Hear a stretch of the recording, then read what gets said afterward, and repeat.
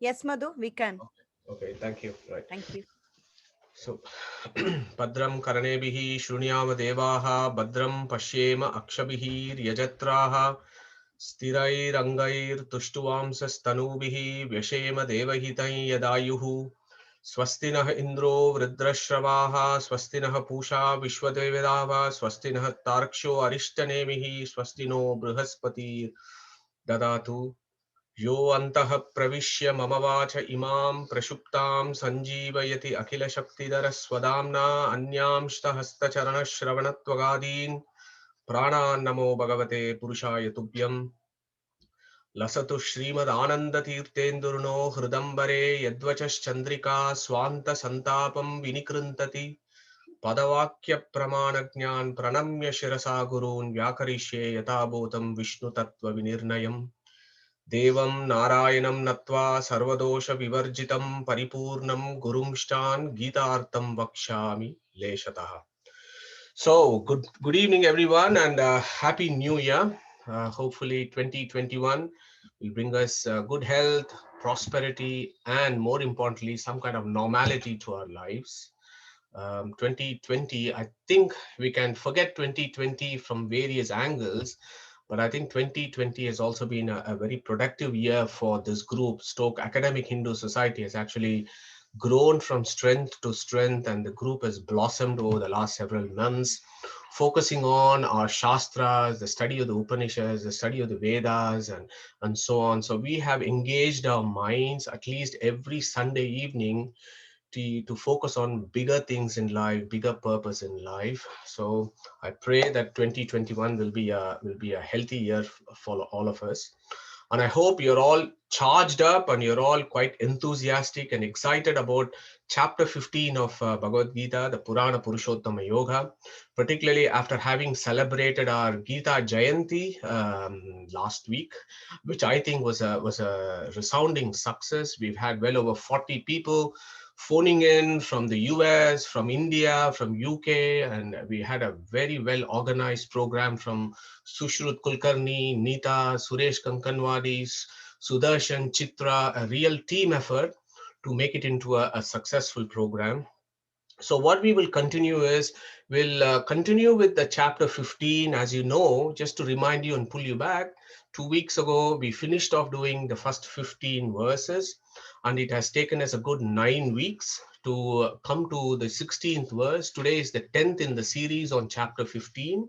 We have been focused on the Purana Purushottama Yoga, as you know, which is the quintessence of Vedic philosophy. And I think we are doing justice to each word and sentence and the verse of Veda Vyasa in this particular chapter. We are doing justice to the philosophical discussion that happened between Krishna and Arjuna.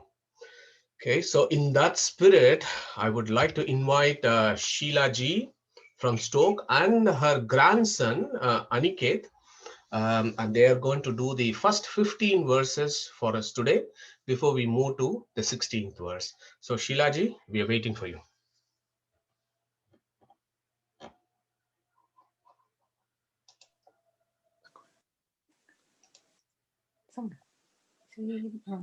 Please come on the video as well, Shilaji, if that's all right. अतः पञ्चदशोऽध्यायः पुरुषोत्तमयोगः श्रीभगवानुवाच ऊर्ध्वमूलम् अधः शाखम् अश्वत्थं प्राहुरव्ययम् छन्दांसि यस्य पर्णानि यस्तं वेद स वेदवित् अधश्चोर्ध्वं प्रसृतास्तस्य शाखा गुणप्रवृद्धा विषयप्रबालाः अधश्च मूलान्यनुसन्ततानि कर्मानुबन्धीनि मनुष्यलोके न रूपमस्येह ततोपलभ्यते नान्तो न चादिर्न च सम्प्रतिष्ठा अश्वत्थमेनं सुविरूढमूलम् असङ्गशस्त्रेण दृढेन चित्वा ततपदं तत्परिमार्गितव्यं यस्मिन् गता न निवर्तन्ति भूयः तमेव चाद्यं पुरुषं प्रपद्ये यत प्रवृत्तिः प्रसृता पुराणी निर्माणमोहाजितसङ्गदोषा अध्यात्मनित्या विनिवृत्तकामाः द्वन्द्वैर्विमुक्ता सुखदुःखसंज्ञैर्गच्छन्त्यमूढा पदमव्ययं तत् न तद्भासयते सूर्यो न शशाङ्को न पावकः यद्गत्वा न निवर्तन्ते तत्ताम परमं मम ममैवांशो जीवलोके जीवभूतसनातनः मनः षष्ठानीन्द्रियाणि प्रकृतिस्थानि कर्षति शरीरं यदवाप्नोति यच्चाप्युत्क्रामतीश्वरः गृहीत्वैतानि संयाति वायुर्गन्धानि वाशयात् श्रोत्रं चक्षुस्पर्शनं च रसनं घ्राणमेव च अधिष्ठाय मनश्चायं विषयानुपसेवते उत्क्रामन्तं स्थितं वापि पुञ्जानं वा गुणान्वितं विमूढानानुपश्यन्ति पश्यन्ति ज्ञानचक्षुषः यतन्तो योगिनश्चैनं पश्यन्त्यात्मन्यवस्थितं यतन्तोऽप्यकृतात्मानो नैनं पश्यन्त्यचेतसः यदादित्यगतं तेजो जगद्भासयतेऽखिलं यच्चन्द्रमसि यच्चाग्नौ तत्तेजो विद्धि मामकम् गामाविश्य च भूतानि धारयाम्यहमोजसा पुष्णामि चौषधी सर्वा सोमो भूत्वा रसात्मकः अहं वैश्वानरो भूत्वा प्राणिनां देहमाश्रितः प्राणापानसमायुक्तः पचाम्यन्नं चतुर्विधं सर्वस्य चाहं हृदि सन्निविष्टो मतस्मृतिर्ज्ञानमपोहनं च वेदैश्च सर्वैरहमेव वेद्यो वेदान्तकृद्वेदविदेव चाहम्. Aniket, that was wonderful. That was wonderful recitation, and not a single flaw in knowledge. It was clear, well pronounced, and your pace was perfect. So well done, Aniket. We are really impressed and proud. And that is why I didn't join him, Madhuji, because I'm making mistakes. So that was amazing. Thank you, Aniket, for joining us, and very well done. So and thanks to Sudarshan, because he arranged the classes for them, Okay, wonderful, wonderful, wonderful. Right. So thank you. So we move on to the next slide. So just to give you a quick revision of where we are. So we have done 15 verses, and we have dealt with the first 2.5 verses that talks about Prakriti, the matter. Then the 2.5 to the 5th verse talks about the Jiva, what is our sadhanas, what we should do. And the rest of the Gita, rest of this chapter, as you know, from 6 to 20 talks about the Purushottama, and you could divide that into 6 to 11 talks about the Swarupa of the Supreme. 12 to 15 talks about the Antaryamiyatva of Supreme, that he is pervaded in all his creation and he is everywhere.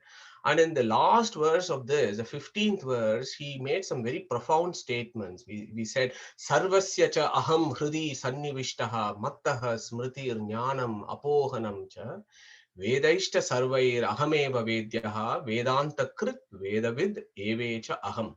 So we split these particular words in so many different ways, and we split open the words to understand the deeper philosophy there. So essential gist there is, he says, I am inside you. I am inside the heart. I'm inside you. I am the one who gives you the knowledge. I am the one who gives you the ignorance. I am the one who gives you the memory. Then he says, you can know about me through the Vedas, because the whole of Vedas only talk about me. I know the Vedas. I did not compose the Vedas, but I composed the Vedanta Sutra for you so that you can use the Vedanta Sutra and understand the Vedas so that you can understand me. So once he has said this in the 15th verse of this chapter, in the very next verse, he goes immediately to talk about the essence of the Vedas. What is it that the Vedas are talking about? What is it that the Vedanta Sutras are talking about? How do the Vedas and the Vedanta Sutra describe me? Now, just to remind you, Vedas, as you know, is Apaurushaya, whereas Vedanta Sutra is Paurushaya in the sense it's composed by Vedavyasa, who is an incarnation of Lord Narayana himself. So Krishna is telling us through Vedavyasa here what is the cream and the essence of the Vedas. And in fact, the next three verses essentially is the essence and cream of the whole of chapter 15. So let us see how it picks up the essence and the core of chapter 15 in the next verse. So this is the set of 5 verses there. So we will change today let's see how the time goes. We certainly should deal with verse 16 and probably the first half of verse 17. So it goes like this, as you all know, Dva imau purushau loke ksharaha cha akshara evacha. Ksharaha sarvani bhutani kutastaha akshara uchyate uttamaha purushastu anyaha paramatma iti udahrutaha yo lokatrayam avishya bibarti avyaya ishvara. So I've given you the padapata there of splitting up the words to understand what is it that Vyasa is telling us. So let us do a pravesha to the 16th verse. So the 16th verse, as I said before, the last 15 is the core, the quintessence of Vedic philosophy. So the question there is, why is it that these last 5 verses we think is the quintessence of philosophy? All the acharyas, particularly Madhvacharya, Ramanujacharya, and of course Shankara also, they take these 5 verses as key verses of chapter 15. Now, can I have, before we go into the 16th verse, just want to wake all of us up and have some contributions here as to why do we think that these last 5 verses is essentially the quintessence of Vedic philosophy. So can I have some volunteers there, please?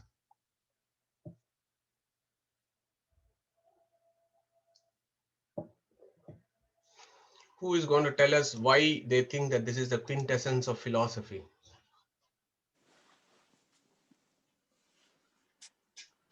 Yeah. Suresh? No, Suresh. No, Sushil, go on.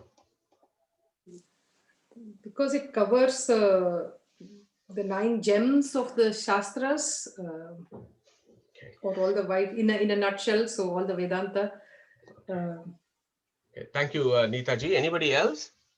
I think it speaks about, the kshara and akshara. So my understanding of our lecture so far is that you have stressed quite a lot on what is eternal and what is destructible. And these verses talk about the eternality, which I think is the, which is the essence, and hence it is quintessence. And I think the word, in the last 20th paragraph,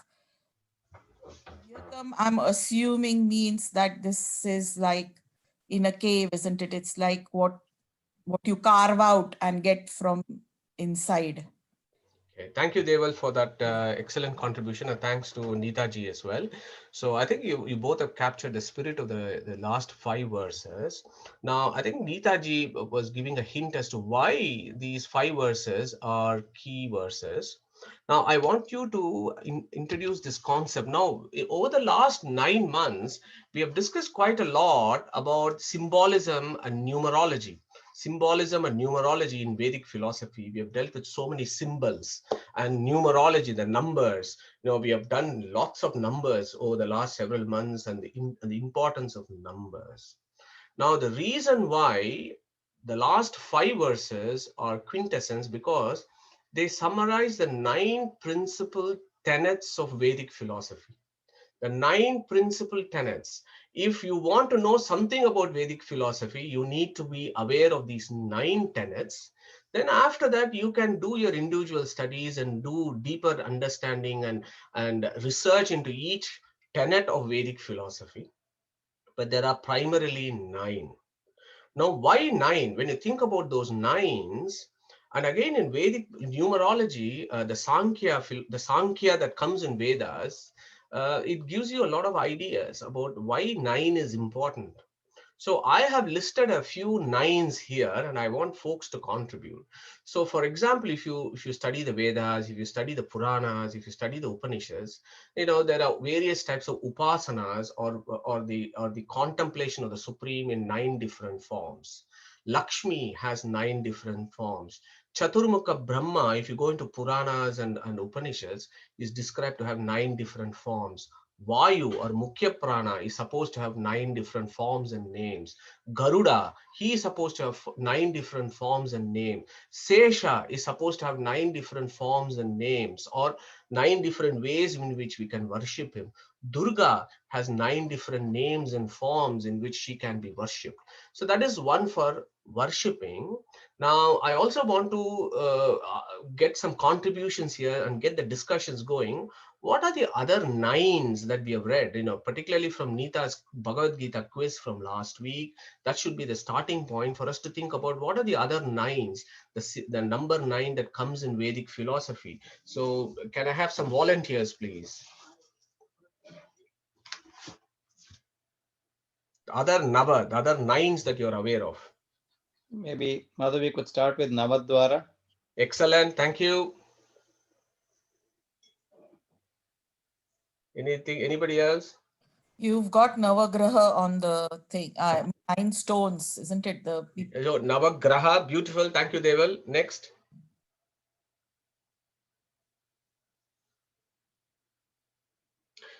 Okay, so you got Navadwara, then you have Navagrahas, you have Navaratri, you have Navadvipa, you have Navaratna, and you have Navadhanya.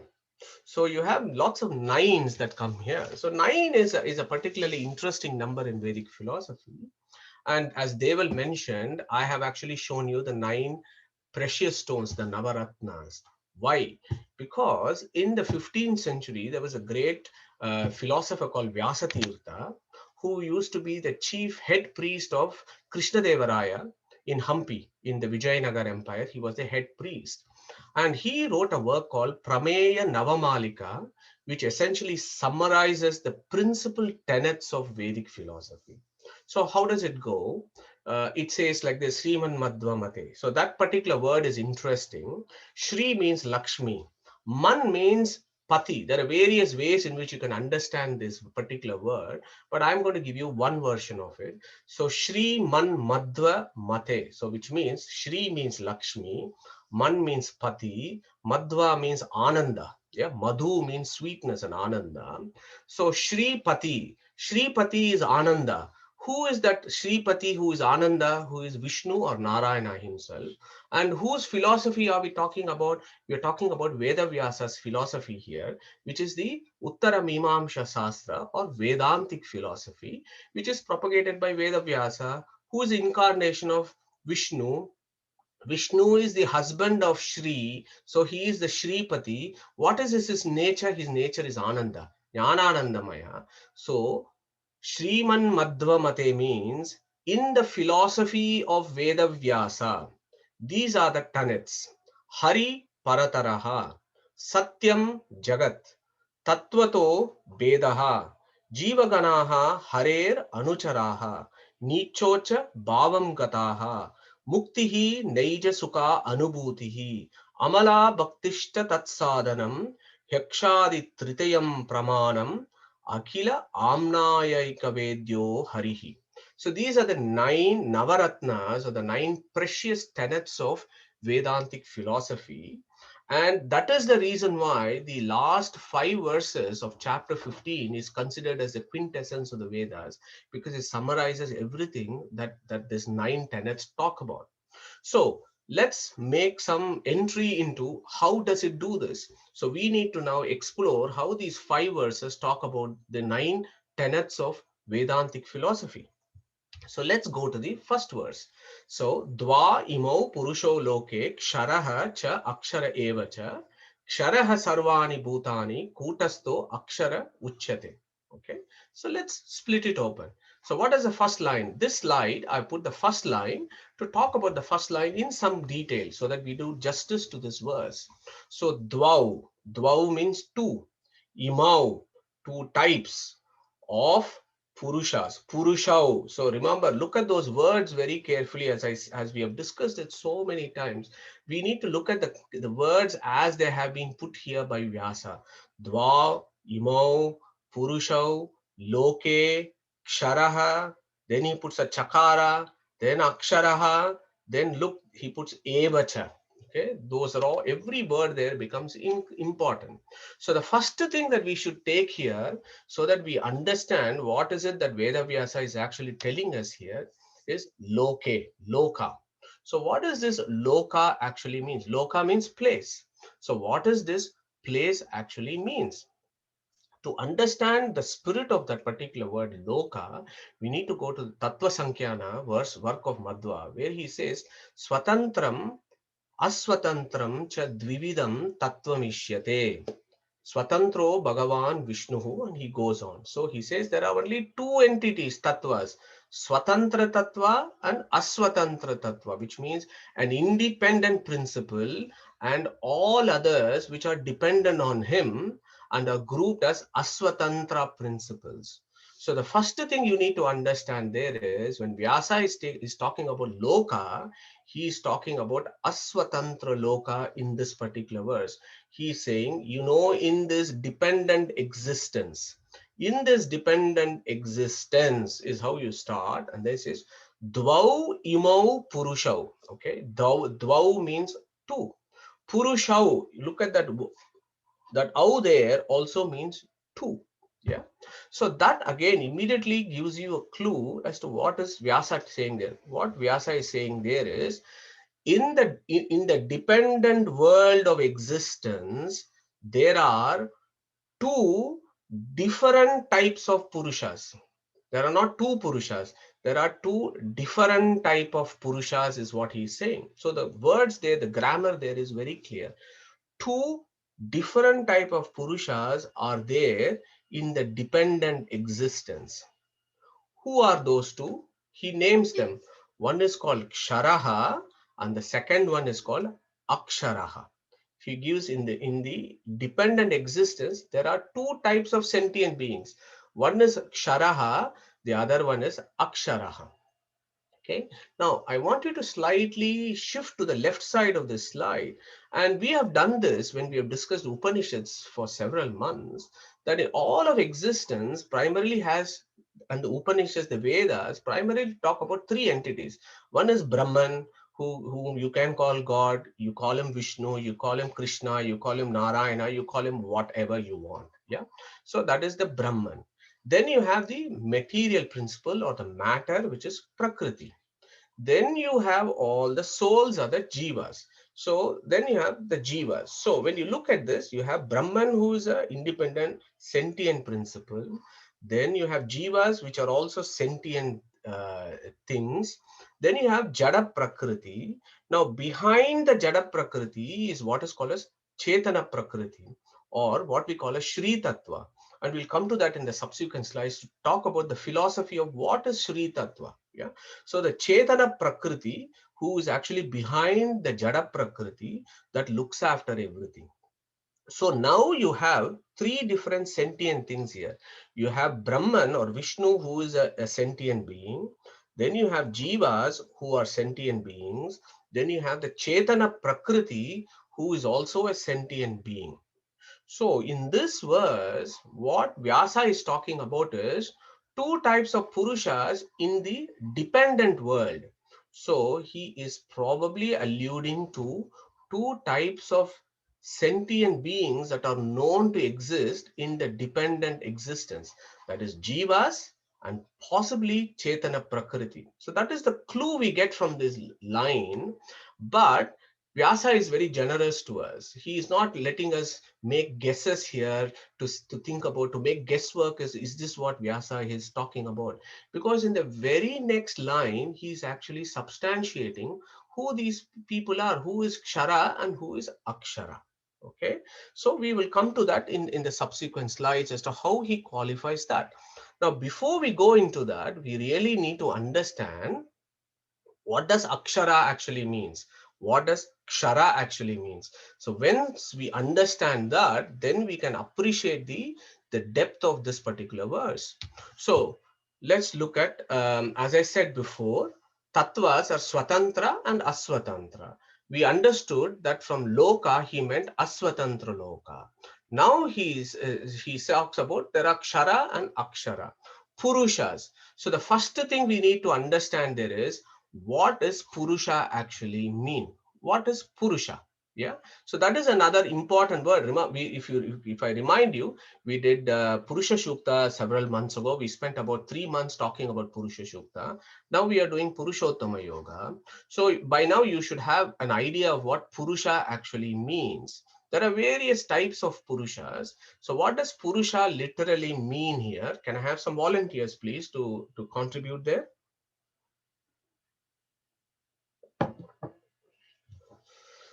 Okay, so Purusha means the etymology. You have to go, as we've discussed before, go into the etymology of the word Purusha. Purusha has at least 9 different ways in which you can split it open. But one common way of splitting it open is Purishete iti Purushaha. Purishete means that one which dwells in a place. Puri means this pindanda, this body. That thing that resides in this body, Purishete, is Purusha. And there are various things that reside in this body. So Jiva is one. Jiva is one such Purusha, person who's in this body, Pindanda. So he is also called Purusha. Okay. So Supreme Being is also inside this body, and he is also inside the Jiva. That is why he is also called Purusha. Yeah. So Jivas are also called Purusha in a very lower sense, whereas Vishnu is called Purusha in the highest possible sense. So you need to grasp that concept, that Purusha means some sentient being that is inside a Pura. Pura means this body. This body is this Pindanda. Okay, so that is Purusha. So now we have understood that in the dependent world, there are 2 types of Purushas that are there. None, what is Kshara and what is Akshara? So now what does Kshara actually mean? So this is amazing. The way Veda Vyasa actually compresses philosophy by just putting in one word as Ksharaha. Ksharaha means Sharira Ksharanat Ksharaha. Okay. So if you remember, when we were doing the first few verses, Urdhva Moolam, Adaha Shakam, Ashwattam, Prahuravyayam, and then we talks about this Ashwatta Vriksha. Yeah. Now you need to bring that Vriksha also here. When he talks about Ksharaha, you also need to think about the Jagat Vriksha. And the Jagat Vriksha is also this body. Yeah. So what does that Kshara actually means? So that word ksha means Sharira Ksharanat Ksharaha means that which has a body that falls down, or that which has a body which is very temporary, or that which has a body that is different from it. So me as a jiva is different from the body. This body is a vriksha and it falls down one day. So that is how Vyasa is informing us by giving this Ksharaha. He's saying, look, there is one group of sentient beings called the Jivas or the souls that come to samsara, and they have this material body, and that material body falls down one day and they go through this cycle of samsara. Okay, so they have a sharira which gets destroyed. Therefore, Sharira Ksharanat Sharaha. Now, there is also some similarity here. Vriksha. So that word vriksha, there is a ksha there, which means the tree one day falls down. Sharaha means that ksha, that body falls down. Looks at the ksha in Sanskrit. Watch these words when you read your books. The word ksha comes in various places. You know, Sudarshan is currently coordinating Akshaya Patra. Looks at Akshaya Patra for charity. Ksha means that which destroys. Aksha means that which never get destroyed. Patra means that a place where the food. So this is a place where food is never gone. There is always food for distribution. So that is how you do the etymology of Sanskrit words. So similarly here, Ksharaha means Ksharira Ksharanat Ksharaha. So Vriksha, which we have done in the initial verses of chapter 15, we took both Brahmanda and Pindanda. The Brahmanda also falls down one day. It goes into Pralaya and again it will come back into creation, which we have discussed is an eternal cycle. Similarly, for Pindanda of our bodies, we are also going in eternal cycles of samsara. One day the body falls and then the other day we get another body and so on. Okay, so Kshara means that that sentient being which has a body that falls down. So now if I put a akara before that, it becomes aksharaha. Okay, aksharaha means opposite of kshara, which means that which is imperishable or indestructible. Okay, so that is telling us something as to what it could be. Now, to understand what that akshara actually is in this particular verse, you should also look at the words that come next to it. So you have eva, aksharaha, eva, cha. Okay, eva, and again we have discussed this before. When eva comes in the beginning of a sentence, it becomes number one. But when eva comes in the middle of a sentence, it stresses importance.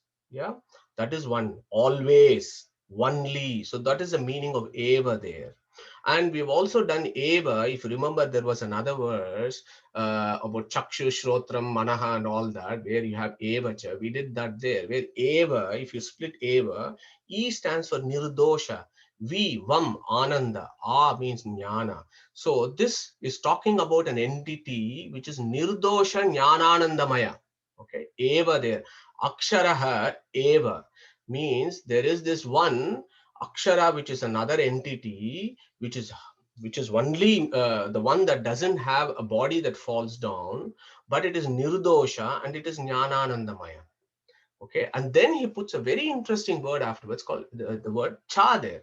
Cha again means so many things. It can mean also, and, superior, inferior, and so on. So we need to understand why Vyasa has actually put Ksharaha cha akshara eva cha. You could have just put Ksharaha cha aksharaha cha, but he put eva there and so on. So as I said before, when you look at Gita verses carefully, lots of other philosophical depths come out. And that is what our core acharyas have done, rather than skimming the surface, is actually to go through these words, pick them up and try to understand why Vyasa has put this word.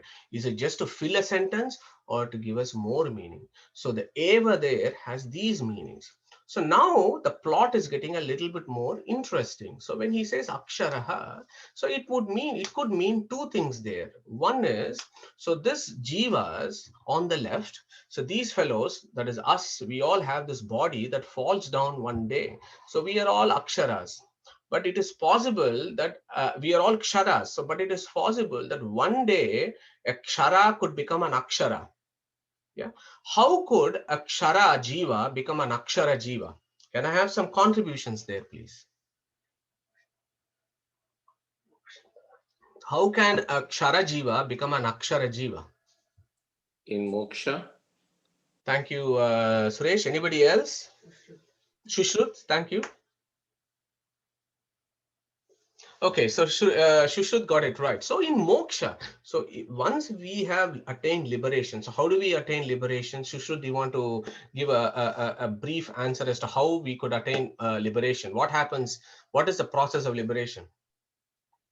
Well, the process of liberation is, first of all, you have to have divine grace. Then you will get aparoksha jnana and you will be able to see the Paramatma inside you.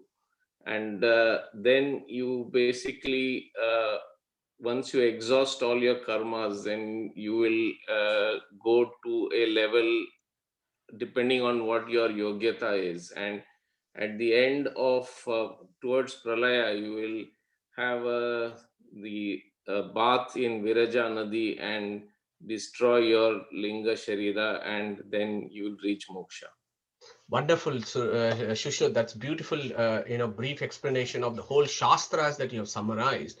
So that destruction of the linga sharira, which is still material, which is still that kshara, until that point you're holding on to your kshara deha, And once you've had that Viraja Nadi and you have shed your Linga Sharira, then you are pristine, where you are yourself. You do not have a body that falls down. So that state of moksha is Akshara. So then you become an Akshara. But the key here is the ones that are Akshara in moksha have previously been Akshara in the mundane world. So you are Akshara, then you become a Akshara. So the question there is this what Krishna is talking about here? That in all of existence, there are only two types, Ksharaha and Aksharaha. Yeah. Again, this is why the reason why I say that is I have put this in the right hand corner of this slide. I've said God, he is, of course, he is ever liberated. Then you have the jivas. The jivas are ksharas, as we just discussed. And as Shushrut mentioned, jivas can also become aksharas in moksha. Are these just the two entities that Krishna, who is Vishnu, who is Narayana talking about? Or is he talking about another group, another category altogether called Akshara? Okay. Now, to understand that, you need to go to the next line. So, what does Vyasa say in the next line? So, if I read the first line, Dvayamau Purusho Leke Ksharascha Akshara Evacha, then he said, Ksharaha Sarvani Bhutani. Then he said, Kutasto Akshara Uchyate. So you need to watch that two lines. That's a key line in verse 16. Those two. Ksharaha Sarvani Bhutani, Kutasto Akshara Uchyate. So what does this mean? So now let's go to that line. Ksharaha Sarvani Bhutani, Kutasto Akshara Uchyate. Let us take the first half. Ksharaha Sarvani Bhutani. So the first thing you should understand when you look at this is it's in plural. Yeah. Ksharaha Sarvani. Okay. So he's saying Ksharaha Sarvani. Okay. These plurals, all these are Ksharahas. And they are, what are they? They are Bhutanis. Okay. So all these, so he is saying Ksharaha in plural. Whereas Kutastaha Akshara Uchyate, that is in singular. Yeah, it is very, very important to know that. And unfortunately, many of the recent books that I have seen, they've completely missed basic Sanskrit in that verse. And that is the reason why I always urge that we should go to core acharyas and pick these kind of points, because it's very important. Ksharaha Sarvani Bhutani is in plural, whereas Kutastaha Aksharaha Uchyate is in singular. Okay, so it is not saying there are infinite mukta jivas in moksha. We all know that. That is all plural, but he is not saying that. He's saying there is only one akshara here. Okay, so that you need to hold on to that thought. But I want to go back to Ksharaha Sarvani Bhutani. So what is Bhutani? So we need to understand Bhutani to understand the spirit of the sentence. So Bhuta means can have several meanings, as you know. It can mean past tense. Bhuta Bhavat Bhavishyat. So past tense is Bhuta. Now it can be Panchabhutas, or that which had a gross body previously, the Bhuta, Pisacha, and all that we talk about, right? Bhutam, Bhuta, Pisacha, and all that. The ones that don't have a gross body are called Bhutas. That is also one. Shiva's gang in Kailasha, they are also called Bhutas. Okay. And the fifth Bhuta is that which has Bhuti is Bhuta. Okay. So what does that mean? That which has Bhuti. Bhuti means that which has an ability to uplift itself, that which has an ability to grow and improve its situation. That is called Bhuti. Bhuti means, that is literally is the meaning of Bhuti. So that which has Bhuti is Bhuta. So here Bhuta means two things you can take. Bhuta means Jiva Ganas. Jivas, we are Bhutas because we have a capacity to uplift ourselves and elevate ourselves. So we are Bhutas. And you can also say Panchabhutas. The material world, the matter, material world is all made of Panchabhutas. This Pindanda is also made of Panchabhutas. This is a sadhana sharira for us. So we use this sadhana sharira and uplift ourselves. Okay. So in that sense, you can also take this body or the jada also in that group of ksharas. But primarily it means jivas. Bhutani, again in plural. Sarvani, again in plural. Ksharaha. So the ksharas are all in plurals. Okay, so there is no dispute there. There cannot be any confusion there. Talking about infinite jivas, and we know that there are infinite jivas in existence.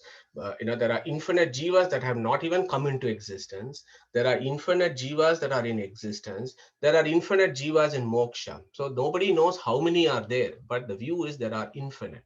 Okay. Now the second half of this line then says, Kutastaha aksharaha uchyate. Okay. So the first point that should be noted there very clearly, as I said, is that this is in singular. Okay. So as Shushrut mentioned, so it could be mukta jivas. They can also be akshara. So maybe Vyasa is putting them all as one group, and he's saying all the mukta jivas under one group can, if you have as them as a group, then you can say akshara group. Yeah, possible. Yeah. Then you have two other aksharas that are celebrated in the Vedas and the Upanishads. One is Lakshmi, yeah, who's called Akshara. Then you also have Vishnu, Narayana, who is also called Akshara. So the question here is, what is it that Vedavyasa is actually telling us here? Who is this Kutastaha Akshara Uchyate? So that is where it is important. When you look at Aksharaha, Aksharaha can mean Mukta Jivas, Lakshmi or Vishnu. Now to understand who that Akshara is, Vyasa is telling us, look, I'm prefixing this with Kutastaha Akshara, Kutasto Aksharaha. Yeah, in this verse. So Kutasto Akshara is one category. There is one category of sentient being called Kutastaha Aksharaha. So that is interesting. The Kutastaha, the word Kutastaha, you need to look at it very carefully. So who is this Kutastaha? So the etymology of Kutastaha, it can be two ways. Either it can be Kutavat Staha or Kutam Stapayati. Those are the two etymology of the word. Now let us look at Kutam Stapayati. Kutam Stapayati is interesting because we have done this before. So who is going to tell me about which Upanishad did this come, this concept come, and what is this talking about? So we have done this number 18 millions of times, and we spoke about the fences of the jivas. Yeah.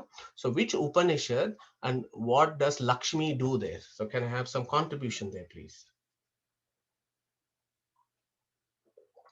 Can you remember which Upanishad this came about? Suresh, yes. Suresh, you should go first. Nita. No, Suresh can do it. Okay, yeah. This is Shodashakala Purusha Madhu from Katha Upanishad when the Shat Prashna Pashat. The sixth question when the last question about Shodashakala Purusha. Absolutely. Wonderful, Suresh. Thank you very much. So this is the sixth question of that Rishi who asked Pippalada Rishi, the six fellows who visited Pippalada. And the sixth question to Pippalada Rishi was this: tell me about the Shodashakala Purusha in Shat Prashna. So the Rishi talks about the Shodashakala Purusha, and he talks about how this Jiva, which is the 16th entity, has got 15 fences. It has got 15 fences by which it is running its world. And Shraddam, Kam, Vayu, Jyoti, Rapaha, Prithvi, Indriyam, Mano, Annam, Viryam, Tapo, Mantraha, Karma, Lokaha, Namaha. So these are all the 15 fences by which this Jiva runs its affairs in this world. Okay. And then the philosophy there is, who is that, what is that entity that actually put the Jiva stuck to these 15 fences?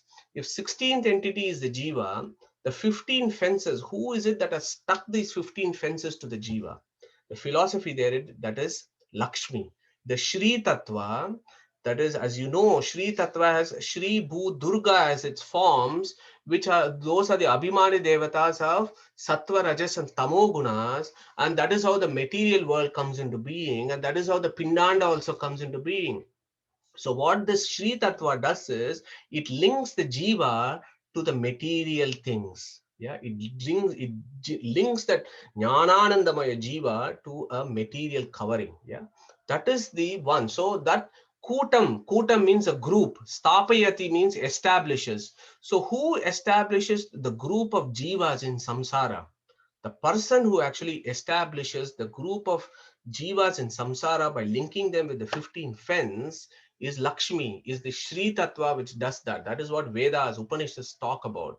So When you look at kutam stapayati is the etymology of kutastaha, then you get an idea, okay, Vyasa is actually talking about something entirely different here. Vyasa is, I mean, let's not forget, Vyasa is Vishnu himself.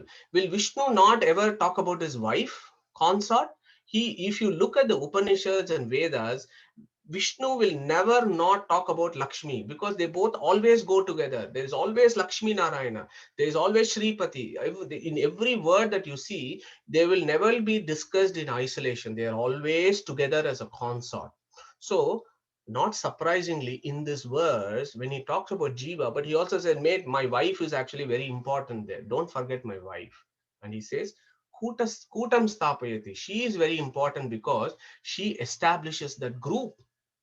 Look at the other side of the etymology of Kutastaha. Kutavat staha. So Kuta means Akasha, the sky. The primordial sky is called Akasha. Okay, so there are two types of Akasha that I want to introduce here. We've done this before. Our Vedic philosophies talk about two types of Akasha. One is Bhuta Akasha and the other one is called Avyakrita Akasha. Bhuta Akasha, as you know, it comes during the evolution of matter. Yeah, Atmanaha Akashaha Sambhutaha, as Taittiriya Upanishad talks about this.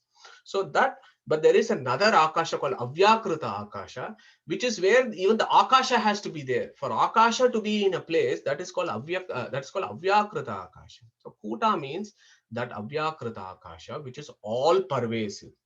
Now, even the material sky or the Avyakrita Akasha or ether is not attached to anything. So that is an interesting concept. So if you look at the Panchabhutas, for example, water will stick to you. Mud will stick to you. Fire will stick to you in the sense it will cause some damage to you and that's how it sticks to you. Whereas space, it does not stick to you. You're just there. It doesn't stick to you at all. So when you talk about Akasha, you should get that idea of something that is all pervasive, something that is not attached to anything, and nothing sticks to it either. So that is Kuta. Kutavatas Taha. And here, remember, we are talking about a sentient being. So Vyasa is telling us, look, there are these jivas that are one type of sentient being, and there is another one type. There is in singular, there is another one called Akshara. And how is this Akshara? She is all pervasive, but she is not attached to anything, which means what? She is never attached in samsara. So she is a nitya mukta, as it's called. Yeah. So this entity is something that is eternally liberated and eternally ever liberated, all pervasive and infinite in her pervasion. Yeah. So he's talking about that higher level philosophy there about a third entity. Okay. What is the third entity? We should do it in the next slide. But Paramashruti and Skanda Purana actually gives you a clue as to who that person is. Yeah, there cannot be any disputes here. Look at Paramashruti. It says Brahma, Shivaha, Suradyashta, Ksharira Ksharanat Ksharaha. Lakshmi Ksaradehatvad Aksharaha Tatparo Harihi. So Paramashruti very clearly says Lakshmi is Akshara. Okay. Look at Skanda Purana. Brahma, Shesha, Suparna, Isha, Shakra, Surya, Guhadayaha, Sarve Kshara. Aksharatu Shri Eka Tatparo Harihi. Yeah. So when you look at these internal evidences within Puranas and Shruti, and I've just taken two, it is very clear from these verses that the Aksharaha that is described here is Lakshmi from Paramashruti and Skanda Purana. And when you look at Kutastaha, what does Kutastaha actually mean? Kutavatstaha, Kutam Stapayati, it is Lakshmi. So that should get you into that mode. Perhaps Vyasa is talking about, or Vishnu is talking about his consort here, who is Aksharaha. Let's go to the next slide. Okay, so who is this Kutastha Ksharaha or Shri Tattva? So I hope by giving you, this is a different view, different way of looking at the Gita verses, nothing that you would have seen in some of the English translations. This is deeper philosophy that comes out when you look at Sanskrit language and words and open them up and bring in evidence from Brahmasutras, bring in evidence from the Upanishads, bring in evidence from Puranas. The view there is entirely different.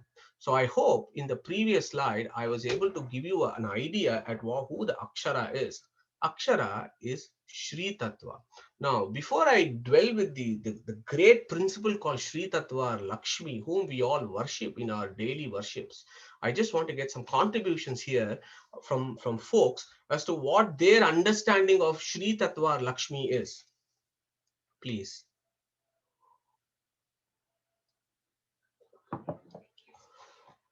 Who wants to go first? Madhu, Suresha. Yeah. So Lakshmi is perhaps the most independent of the dependent reality part of the creation or existence. Yeah, wonderful, Suresh. Thank you. Yeah, anybody else? Okay, so I'm going to hold on to what Suresh has said, and I'm going to expand this. Thanks, Suresh, for introducing me into this slide. Now, this particular slide, basically, I've taken evidence from Brahmasutra or Vedantasutra. I've taken from Rig Veda, and I've taken from Upanishads to try and understand who Sri Tattva is. The reason why I have done this is our Prasthana Trayas. Yeah, the whole body of philosophy that we have, as we have discussed so many times, is based on Prasthana Trayas. If whatever we claim or whatever we hypothesize, the null hypothesis will work only if you can show that the evidence is there in the Prasthana Trayas. If the evidence is not there, then you reject it, that this is not evidence. So you go to Prasthana Trayas to ask this question: who is the Shri Tattva who has been described as Kutastha Akshara in the 16th verse? Vedavyasa in Vedantasutra does a very, very important sutra in the 4th Adhyaya called Samanacha Shruttipakramad Amrutatvancha Anupeshyavom. Samanacha Ashruta. So Samana, okay, that is an important word. Lakshmi or Akshara is also called Samana. Okay. Why is she called Samana? Samana means same, similar. She's on similar level playing field. It's almost a level playing field. Why? So to understand this, you need to go a little bit more deeper. Okay, so I want to take up this word Brahman or Brahma. And again, we have discussed what is the etymology and meaning of Brahma several times. So Brahma means what? Ata kasmad uchyate brahmeti bruhanto hi asmin gunaha. So Brahma means Brihat. That comes from the root word Brih, that which is big. Yeah? So Brahma literally means that which is big. Brahman means that which is big. So if you look at Jivas are also called Brahmas or Brahmans because they are bigger than Jadas. Okay. Mukta Jivas are also called Brahman because they are bigger than the Jivas in Samsara. Chaturmukha Brahma is also called Brahma because he is the highest among the Jivas. That is why he is called Chaturmukha Brahma. Then Mahad Brahma. So Lakshmi is also called Mahad Brahma because she is the highest among the sentient beings. She is higher than Brahma. Why? I'll come to that next. She is highest among all sentient beings in the dependent sphere, as Suresh ji mentioned, and she is called Mahad Brahma. Then you have this fellow called Parama Mahad Brahma, who is Vishnu, who is the highest among the highest of Brahmans. Then Vedas, which is such a big source of text, is also called Brahma. Why? Because it's Brihad, because it's big. It's a big scripture. So even that is also called Brahma. Now look at Gita 14th verse. Mama yonihi mahad brahma tasmin garbham dadami aham. Yeah. Tesham Brahma Mahat Yonir Aham Bija Pradaha Pitaha. Okay. So if you look at these verses in the Gita and you take the evidences from Upanishads, who is that Mahat Brahma?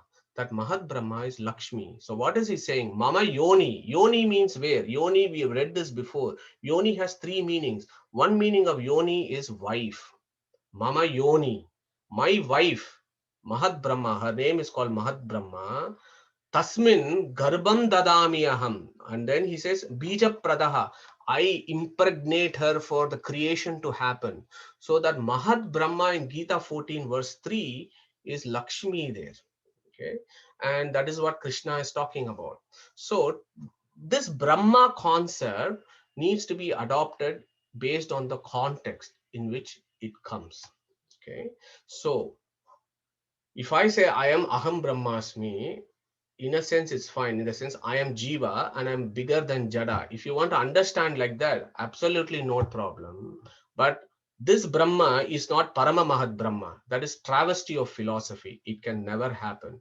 If you look at the ways in which Brahma has been described in the Vedas and the Upanishads. So if you look at this verse, Ata Kasmad Uchyate Brahmeti Bruhantohi Asmin Gunaha. So if you are big and all pervasive, you can be big and pervasive only in three aspects. You can be big in the sense that you are all pervasive in time, or you can be big if you're all pervasive in space, or you can be big if you're all pervasive in your attributes or greatness. Those are the three ways in which you can be all pervasive. Jivas are all pervasive in time. So I'm going to pause there. Why do we think Jiva is all pervasive in time?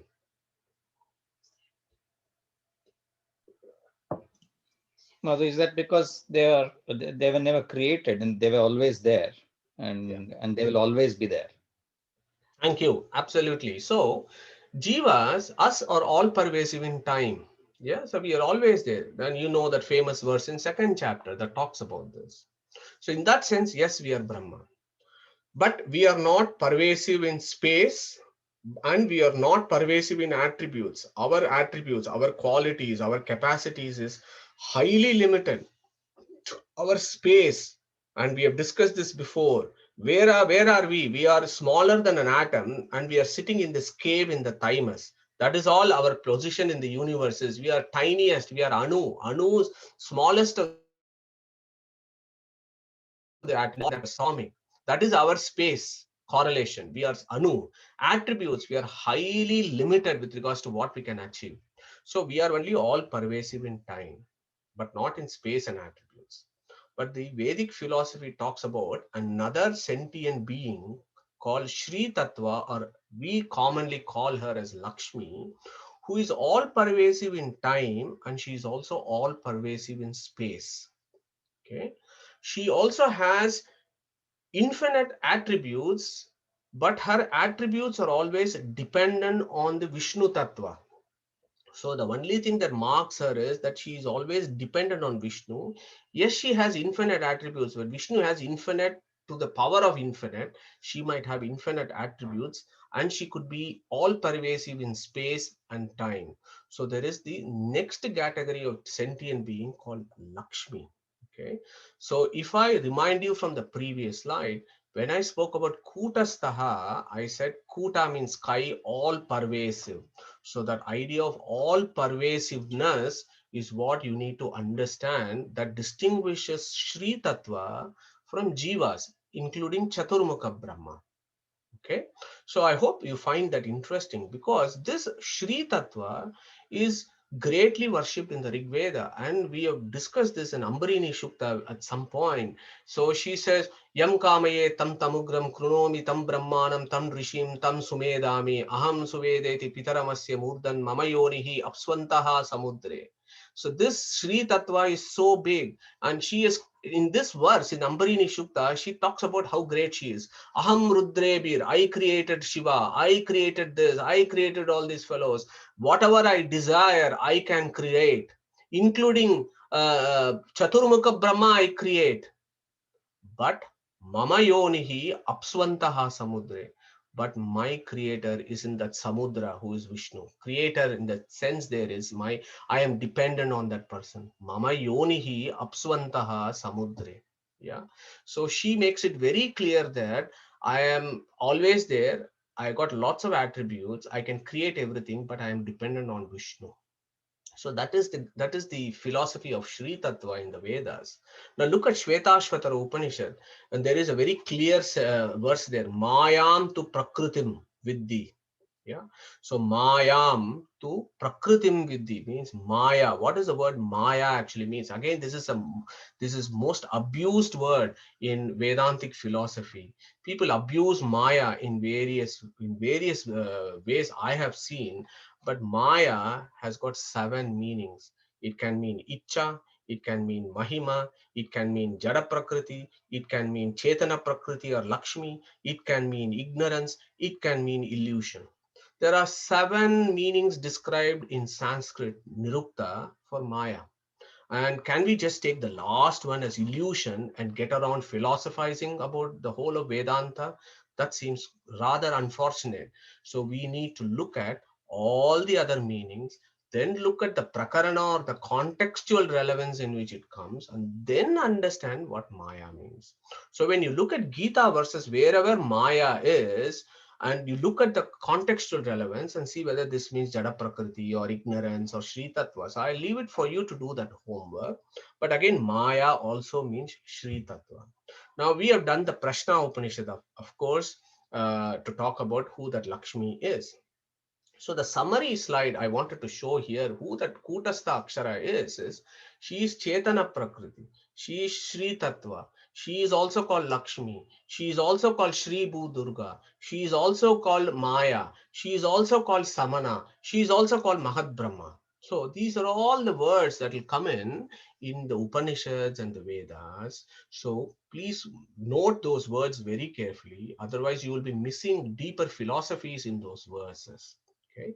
Now, before I finish off with this slide, I've just got a quiz. So, do Lakshmi and Vishnu change with each creation? What do we think? No, they don't. Okay, why? They are the only thing that doesn't change is Vishnu, and it's not a position that is earned in terms of depending on ability. Thank you, Suresh. Anybody else has a different view there? Okay, so I think we all agree with Suresh. So this is important point to remember that the jivas, the subatomic jivas, starting from Chaturmukha Brahma down, okay. So we are all infinite. We are innumerable number of jivas are out there. If you look at the concept of Abhimani Devatas, and we have done this, if you remember, when we did the journey of souls, we spoke about Abhimani Devatas and why worshipping Abhimani Devatas is important. If we need to reach the supreme, we need hands of these Abhimani Devatas. You cannot go to Vishnu directly. That is the overwhelming instruction from the Vedas and the Upanishads. You have to use his family to reach him. Yeah. So that Abhimani Devatas is interesting because those are positions. They are not jivas with names. They are positions.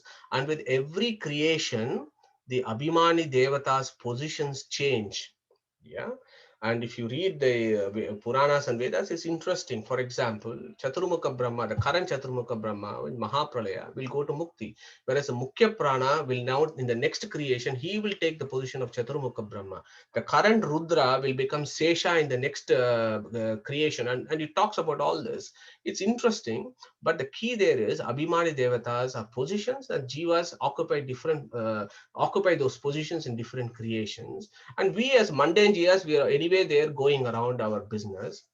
But the other two, Lakshmi and Vishnu, are always the same. We don't have many Vishnus, we don't have many Lakshmis. There is only one Vishnu, there is only one Lakshmi. And that is another reason why Kutastaha Akshara Uchyate is in singular. Yeah, and everything that happens there has a reason. So when the verse says Ksharaha Sarvani Bhutani Kutastaha Akshara Uchyate in singular, it is also reminding you of this. Look, the others are all multiple. This is only one Lakshmi. There is only one Kutastaha. Okay. Thank you, Suresh, for that. So moving on to the next slide. So this is the ontological position of all of existence. Now, when we look at that image in various pictures in your house or in various temples, next time when you look around it, you need to think about the verse 16 of Bhagavad Gita, because that verse 16 essentially summarizes the symbolism of the Vedas.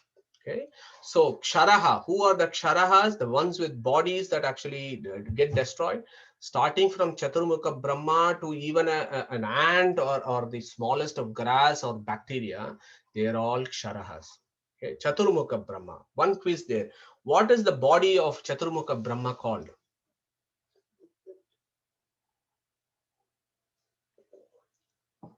So the body of Chaturmukha Brahma is Mahat Tattva, yeah, which is a very subtle form of matter.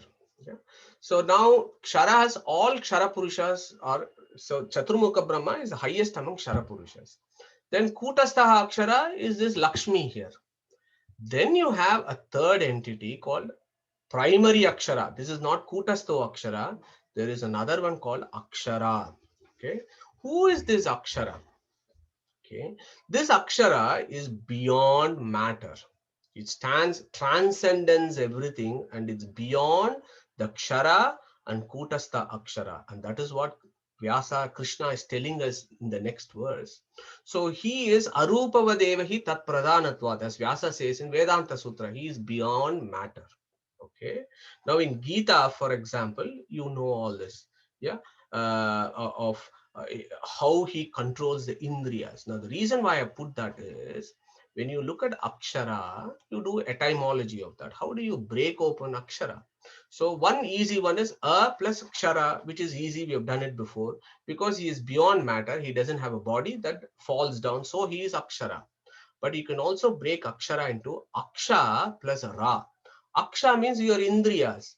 So who is sitting inside your Indriyas and Ramate and enjoying all the good things you're doing? We have done that verse, 9th verse. Shotram chakshuhu sparshanam rasanam cha granam eva cha adhishtaya manascha ayam vishayan upashevate.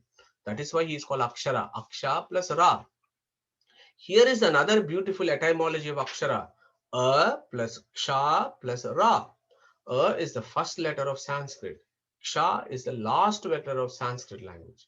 So A and Ksha, if you combine the first letter to the last letter, various combinations becomes the Vedas. The whole Vedas have Akara and Shakara in them of various combinations. And he who is worshipped in the Vedas, who is described in the Vedas, which starts with Akara and Shakara and gives Ramate, gives us Ananda and Jnana and so on. So he is Akshara. Primarily, he is the one who is known through the Vedas. Gita himself has said, Vedashta sarvair ahameva vedyaha in the very previous verse. And in Kataka Upanishad, as you know, Sarve Vedaha Yat Padam Amananti is what Yama has said, Nachiketa.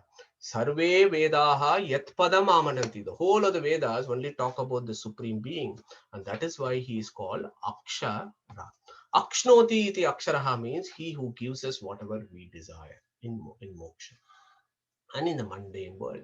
So there is one primary Akshara, which again comes in Upanishads and Vedas, that you need to follow. That should not be confused with Kutasto Akshara, which is Lakshmi. Look at the various Upanishads that talks about the supreme Aksharam. Again, I go to Katha Upanishad because we have discussed this before. Katha Upanishad and Gita, they go parallel, they go hand in hand. They talk about the same thing. In fact, Gita is also considered as a further expansion of Katha Upanishad. So, Etadeva Aksharam Brahma, Etadeva Aksharam Param, Etadeva Aksharam Nyatva, Yo Yad Icchanti Tasya Tat. And this is a beautiful section of Katha Upanishad where Yama is, just before he's talking, he's giving him the description of the third boon that Nachiketa has asked. And he's just now starting to talk about this supreme being. And the first thing that he says, the previous thing he says is, Om iti etat. Okay, he describes him as Om. And then in the very next verse, he says, Etadeva Aksharam Brahma. That Om is this Aksharam, who is the Brahman. Okay, so that Aksharam there is Brahma.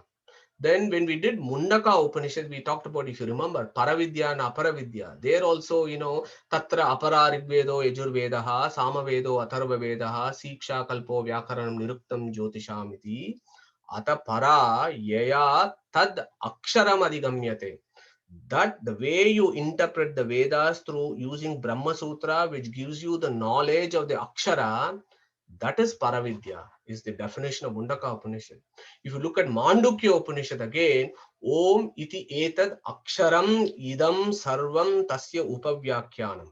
Okay, so again, it's very clear. Om iti, etad means that it is in front of you. So that Om that is in front of you, he's talking about this Jiva. In front of the Jiva is this Paramatman who is Om. He is also called Aksharam, Idam. This he's pointing and saying Idam Aksharam, etad, very close to you. So there's also so beautiful verses in the Upanishad that again talks to you, informs you that there is another akshara that in the Upanishads, that is the primary akshara, whereas in this particular verse, Kutasto akshara means Lakshmi, Kshara means the Jivas, and then he is now talking about who is this akshara. So now we need to know who is the other category. That is the next verse, and hopefully we'll do the first line and close for today. The first verse then it says, look, I've spoken to you about the jivas, the aksharas. I've spoken to you about Kutastha Akshara, my wife. Now I'm going to tell you about myself. Who am I? Uttamaha Purushastu Anyaha Paramatma iti Udahrataha. Okay. And again, the words are extremely important there. Uttamaha Purushaha Tu Anyaha. I want you to focus on that word Anyaha. Anyaha means different. Entirely different category is what Vyasa is saying is. There is another category, I put it on the left here, who is highest, and he is entirely different, Anyaha. Okay, so this is an important this is an important point to remember, and many acharyas pick this word Anyaha to establish a particular philosophy, because a philosophy should not go against what Veda Vyasa has said. A philosophy should not go against what Krishna has said. You do not make your own opinions on this. If you look at this verse, it's very clear. It says, I am different. Anyaha. I want to remind you again in Katha Upanishad, the word Anya and Ananya are taken up in the first Adhyaya. Okay? Anya means different. Ananya means the opposite of different, means non-different. Non-different means same. Okay? Nachiketa is given an advice by Yama. Ananya prokta gatiratra nasti. That means the fellows who think that they are non-different from the Supreme, they have no gati. They have no scope for progress. What's that word? Ananya prokte gatiratra nasti. Okay. And in the very next verse, he says, Naisha tarkena matirapaneya prokta anyena eva sugnanaya peshta. So he says, prokta anye. When you know you are different from him, anye, then you got sugnaya preshta. Then you got the right knowledge. Okay. So Yama is very clear in what he is telling us. We can make our own philosophies, but we need to, if we are going to use the Prasthanatrayas with Sutra and Upanishads, the statements are very clear. There is no way of misreading this, where Ananya is not accepted, Anya is accepted in Katha Upanishad. And that is exactly what Krishna has said here. Uttamaha Purushastu. Tu is stresses importance. This Uttamaha Purushaha is Anyaha. Okay, and he is Uttama Purusha. We know who is Purusha is, we have dealt that. Uttama, we know that because the very first verse, what did it say? Urdhva Moolam Adaha Shakam Ashwatam Prahuravyayam. This root is Urdhva, highest, and he is Vishnu. And we looked at Urdhva at that point. We said, Unnato hi Urdhvaha Uchyate. Urdhvaha Uttamaha Sarvataha. So the very first verse, Urdhva said, Urdhva literally means Uttamaha Sarvataha. That which is the highest compared to everything else is that Urdhva, who is also called Uttama. In Purusha Shukta, which we have done, what did we do? Tripad Urdhva Udait Purushaha. This fellow is beyond matter. Then what did the Purusha Shukta tell us? Yad Annena Atirohati. Yeah, Anna means what? Anna is a name for Lakshmi, and we have dealt that. Anna means lots of things, but one meaning for Anna is Lakshmi. That's why she's called Anna Lakshmi, for example, one of the names. Anna, Yad Annena Atirohati. So I am even beyond Sri Tattva, and Tripad Urdhu, that I'm beyond material beings. Yeah, and then in Taittiriya Aranyaka again, Urdhvo Pavitro Vajani Vasu Amrutam Asmi Dravinam Savarchasam. So the overwhelming evidence in Upanishads and Vedas to say that this person is the highest. Yeah, and if you look at Katha Upanishad, again, there are so many verses, and I don't think we have time to look at that today. But essentially, one verse I want to take here is Indriyebhyaha parahi artha artebhyashta param manaha Manasastu para buddhir buddhir atma mahan paraha mahatah param avyaktam avyaktat purusha paraha purushanna param kinchit sakashta saparagatihi. It's a beautiful sentence from discourse from Yama to Nachiketa. He says, Purushan na param kinchit sakashta saparagatihi. This Purusha that is described here, Uttama Purusha, he is the highest. There is nobody who is equal to him or nobody who is higher to him. So in this verses, maybe God willing, we will do Katha Upanishad one day and take up these words. Each component that is described, that Indriya, Artha, and Manaha, all those things talk about Abhimani Devatas. They are not in your senses. They are about the Indra. In Abhimani Devata of Indra, of Indriyas is Indra, who is the head of all Abhimanis. Artha, Parvati, Varuni, Suparni, Manas, Rudra, Ganesha, Sesha, Buddhi, Saraswati, Bharati, Atma Mahan is Chaturmukha Brahma. Avyakta, we all know Avyakta is the other name for Sri Tattva Chetana Prakriti. And then he says, I am the first rank, I am the highest. Yeah. Purushanna param kinchit. So when the Krishna is saying here, Uttamaha Purushastu Anyaha, clearly pointing out so that I am an entirely different category and I am the highest. How on earth can you think about me and you being equal? That defies logic, at least from my perspective when I look at this verse. And I want to finish off on that today's talk with this slide to introduce to you this concept. He says, Uttamaha Purushastu Anyaha, I am the highest. And what do people call me? Paramatma iti udahrutaha. They call me as Paramatma because I am the highest. So Param Atma. Atma, when you take it that Atma, there are so many meanings of Atma we have done before. It could be body, it could be mind, it could be Jiva, or it could be God. So who is the Atman of the Upanishad? So this is a big area of philosophical discussion. If for those of you who are interested in this area, please look it up over the next week. Read about what is Pratyagatman, what is Paramatman, what are the Upanishads, what is the primary meaning of Atman in the Upanishads? Yeah, is it the soul or is it the super soul? Or what is it? So there is a whole lot of philosophy that is there, that is discussed by all the three acharyas, which is a very fertile ground for philosophizing, because unless you do katha, which is philosophizing, you will never get to the bottom of the truth. So I'm just going to give you a brief summary here. So Atman can mean two things, Pratyagatman or Paramatman. Pratyagatman means the soul. The Atma in the mundane, in the colloquial terms, the soul is called Atma, but actually it is Pratyagatman. Pratyag means it is different Atmans. It is also called Sharira Atma because it is inside this body. It is also called Jivatma, which we are all familiar with. Whereas Paramatman is also called Adhika Atma. He is also called Prajna Atma, which is discussed in Aitareya Upanishad, or he is also called Parama Atma, as mentioned here, Paramatma iti Udahurta. Of note, the word Atman and atom are very similar. It comes from Atman, which is very small, and atom comes from Atman, yeah, which is very small, which I thought is an interesting snippet there. But Atma in the highest sense, what does the Atma of the Upanishads actually mean? What does it mean? It means the etymology of Atma is essentially is Atatatvacha matratvad Atma hi paramo harihi, which means Atma needs to be broken open. A, Tata, and Ma. Okay. Tata means Tathagata, so that which has pervaded everywhere. A iti Brahma. That Brahman who is all pervading. Ma means Jnana. By Jnana, he means Jnananandamaya. So that all pervaded being who is Jnananandamaya is called Atman. Para means lot of different meanings of para. Para means superior. Para means different. Para means sampurna. So by using Paramatman, Vyasa basically has compressed a lot of ideas there. That this is a superior being. This is a different being. He is a sampurna, infinitely perfect being who is pervaded everywhere, full of Jnananandamaya. So this concept of Atman is an interesting philosophical problem. You can read about it. I got one section about Kanva recension and Madhyanta recension of Antaryami Brahmanam. Maybe we'll deal with it next week. But just to illustrate that Atman and Antaratman are different.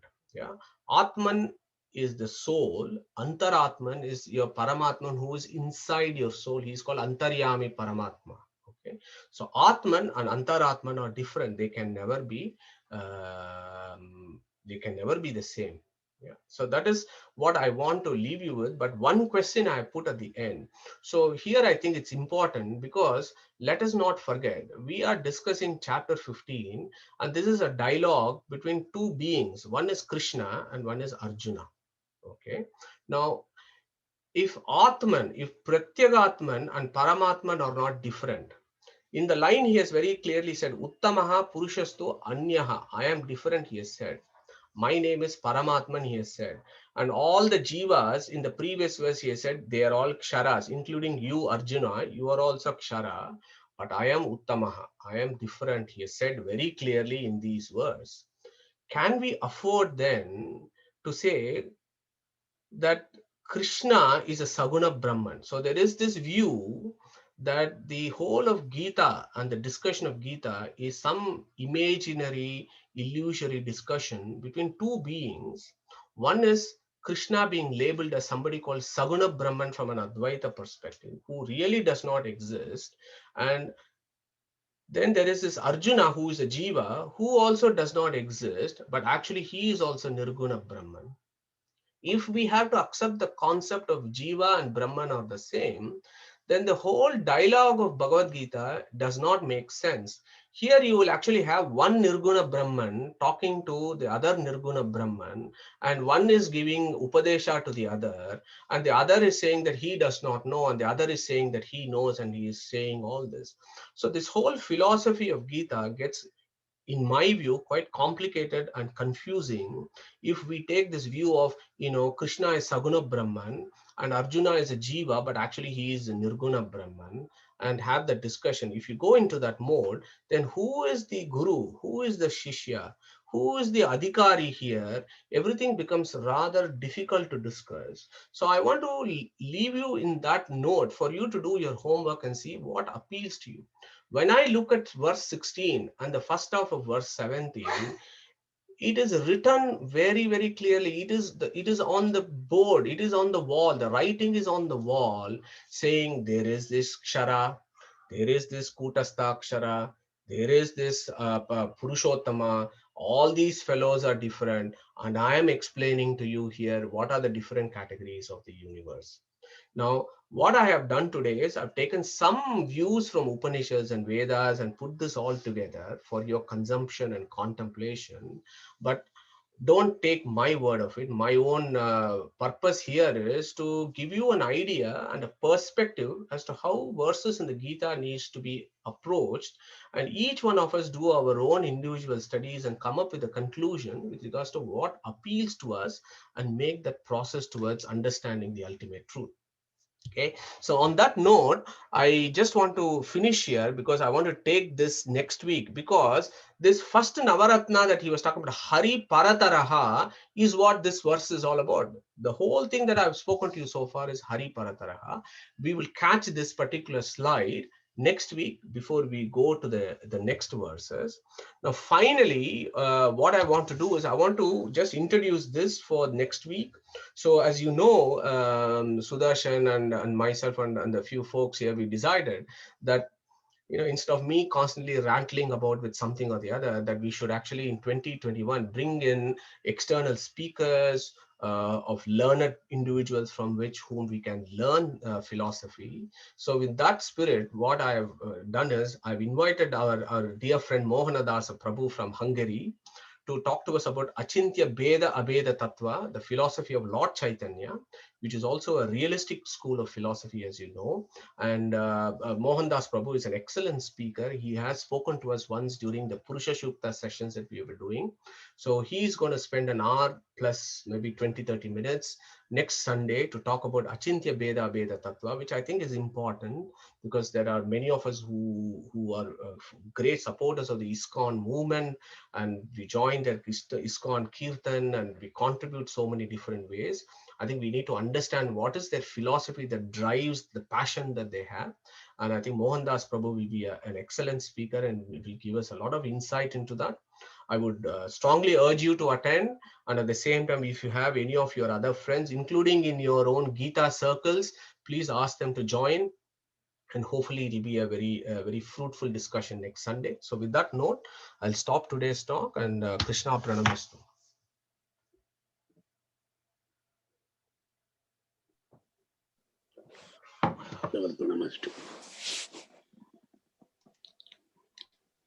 Thank you very much, Dr. Madhusudan.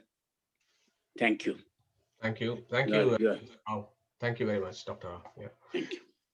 Any questions, guys? I think Sudarshan is not there to coordinate this. I think you guys probably were shell-shocked or overwhelmed or too much information, but maybe we can pick it up next Sorry, week. Mother, Sudarshan couldn't join you today because we are just doing another charity thing today. So he's just out on for that one actually. So sorry. No problem. Wonderful. So any questions? Madhu, just a quick question. Suresha, Hi. is Saguna Brahman in the Advaita philosophy also an imposition on the Nirguna Brahman, or how I mean, I was just wondering. Yeah, okay. Okay, you should ask somebody who is well versed in Advaita philosophy for that, but I'll give you a view on this one. Okay. So in all other schools of Vedantic philosophy, when I say Nirguna Brahman, I mean Brahman who doesn't have any material qualities, like you and me. Yeah. That Brahman who does not have any material qualities is Nirguna Brahman. And when I say Saguna Brahman, I mean it is the same Brahman who has infinite non-material attributes is called Saguna Brahman. So I do not have any problems with that at all from the realistic schools of Vedanta. This is how they would approach Nirguna Brahman and Saguna Brahman concept. Okay. Now, from an Advaita perspective, there really isn't, to be honest with you, I am yet to find, I have been studying this for 25 years. I am yet to come across a verse in the Upanishads or the Vedas, or more importantly, the Brahmasutras, that actually talk about this Nirguna Brahman who somehow has an ignorance that's superimposed on it. And because of that ignorance, he becomes a Saguna Brahman who really does not exist. Yeah, it's a Vyavaharika. That Saguna Brahman is what is called Sadasad Vilakshana, does not have an ultimate reality in its own right. And that Saguna Brahman comes, that Ishvara is also called Saguna Brahman. That Ishvara or Saguna Brahman comes with a superimposition of avidya or ignorance or maya. They are all the same. They are interchangeable. You can name whatever you want. Is how the Saguna Brahman comes about. And the Saguna Brahman Ishvara concept is for Vyavaharika. That is for mundane transaction for our lower mortals to philosophize. Yeah. But the higher level of philosophy is this Nirguna Brahman, Nir Akara, Nir Vishesha, Nirguna, basically a zero, a sunya of Buddhism. This entity actually does nothing.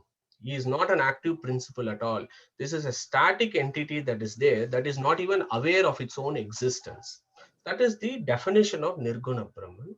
So this is how Advaita friends view it. Good luck to them. But there is another school which has a different view on this, which would describe Nirguna and Saguna.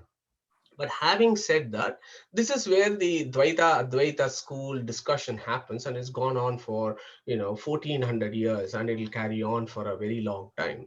So it is the nature of the souls. What do the nature of the souls of the soul individual? It is individual nature of the soul that prompts it to take a particular view. My view there is, I want to go with what Yama is telling Nachiketa, and whatever Yama is telling Nachiketa, I would take as the truth, and I would follow that, because that is Upanishads, that is Apaurushaya, and that is the ultimate authority on which the truth is established. So I would want to go with that, and that is how I would leave it, Suresh. So I hope that made sense. No, thanks, Madhu. Thank you. Madhu, can I ask a question? Yeah, sure, Deval. Why does, sorry, I mean, it's a bit esoteric question. Why does Lakshmi need to exist? I mean, God, Vishnu can do everything that Lakshmi can do. So why is she there? You should ask Vishnu that. I don't know. So why is that? I think that's what the Vedas tell us. Yeah. So I think you can even ask the question: why do we need Vishnu in the first place? Is this fellow required for the universe to exist? If you take the Charvaka view or the naturalist view, this universe is a spontaneous random act of big bang, and then further, then after that, the mixing up of things, and subtle to the gross, and then life evolved from organic matter. So if one takes that view, it will be much easier to actually even remove Vishnu from the equation. You can also remove God from the equation. We can also remove jivas from the equation. We don't need it. So what I'm getting at, Deval, is our view of what the philosophy is. All that we can take is we take from what the Vedas and the Upanishads and the Sutras tell us. Yeah, because we cannot know any other way in which we can understand non-material things. With all our instruments that we have, including our indriyas, we can only look at material things. We cannot look at non-material things.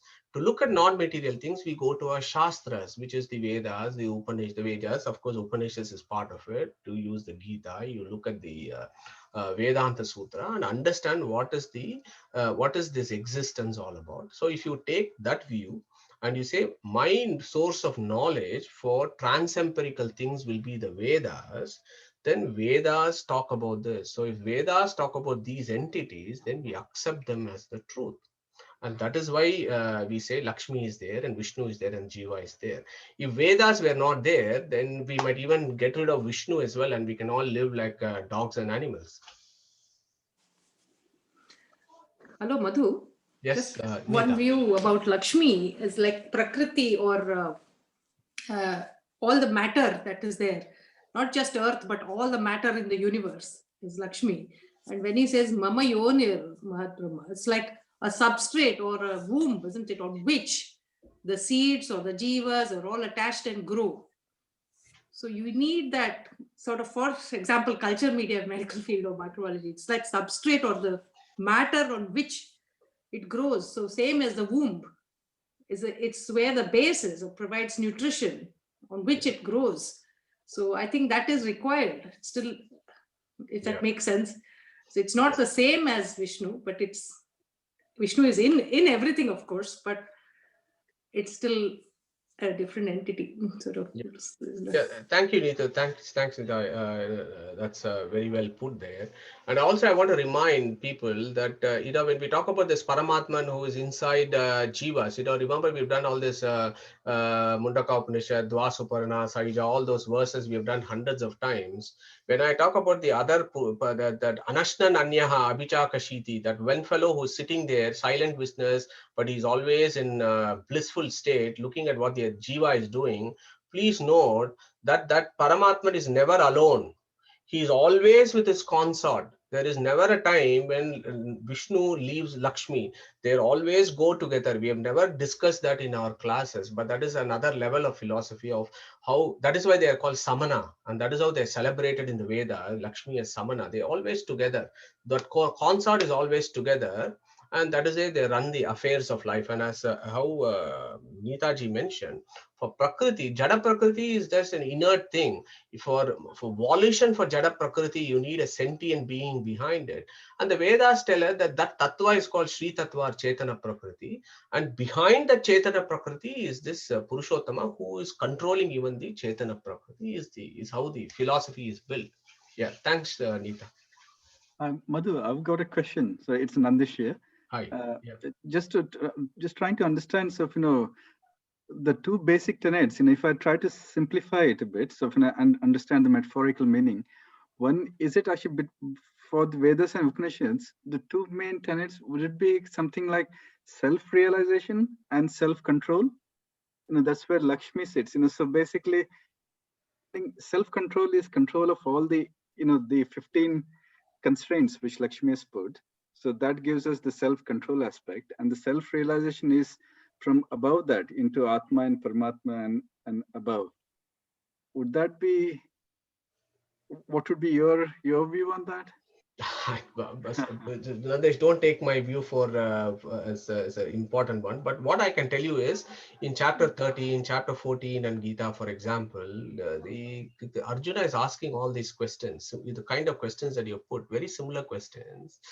So in that chapter, he'll say, Arjuna will say, Krishna, you said all these things.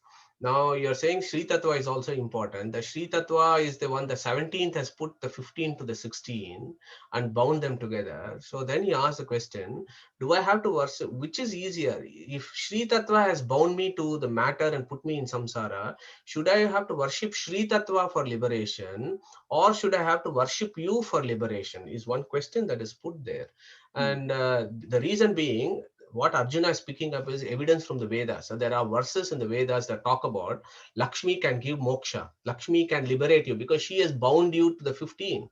So that doubt comes, and Arjuna talks about this as to who is important, Lakshmi or Vishnu. And Krishna goes about answering. And we have dealt this before. He says, look, in the material world, mothers are lenient, fathers are very strict. Whereas in the non-material world, mother is very strict and father is very lenient. And Krishna will say, you can go to the mother, but it is an uphill task. Come to me, which is much easier. And he will say, I will release you. So that is how that aspect is dealt with. But the Sri Tattva is described in the Vedas. And if you look at the Hindu tradition, you go to any temple, which temple, can you describe me a temple which does not worship Lakshmi? And the problem there for us is, many of us go to these temples and worship Lakshmi, but we actually do not understand what is the ontological position of Lakshmi or Sri Tattva in Hindu philosophy or Vedic philosophy. What is her position? Where is she placed? So that is where it becomes more interesting. So I think, Nandesh, my advice there is, read about Sri Tattva, Lakshmi a bit more. There are lots of material out there. Unfortunately, it is not widely discussed. But it's a very fertile ground to understand what is that Sri Tattva. What I find interesting is, if you look at how the philosophy starts from a subatomic jiva, goes up to Chaturmukha Brahma, who is subatomic and is the highest. Then it goes to another sentient thing which is all pervasive but dependent. Then goes to one entity which is all pervasive and independent. So that whole gradation of sentient beings going to the topmost, which is Vishnu, I find it interesting from the Vedic philosophy as how it builds up the story, starting from the subatomic to the all-pervasive sentient being, saying that there is so much variety in the sentient world. Okay. Yeah. Thanks, Mother. No problem. Okay, so if there are no further questions, can we call it a day? So yeah, please join us next Sunday. Sushru, did you have a question? No. Just thank you very much. Yeah, very thanks. nice. So Thanks, next Madhu. Sunday, please join us for that event. I think we will all find it very, very useful. Yeah, it's a different perspective. It'll be interesting. Okay, see you next Sunday. Thanks. You. Hare Thank Krishna. you, Take care. Thank you. Yeah. Thank you, Madhu. Take care. Thank And you. Aniket, thank you very much for wonderful recitation again. Anik's sister has come now. Okay, very good. Say bye-bye. Take care. Bye. Bye. Thank you, Bye. Madhu. Thank you. Thank you, Madhu. Very nice. Thank you. So So cute. sweet.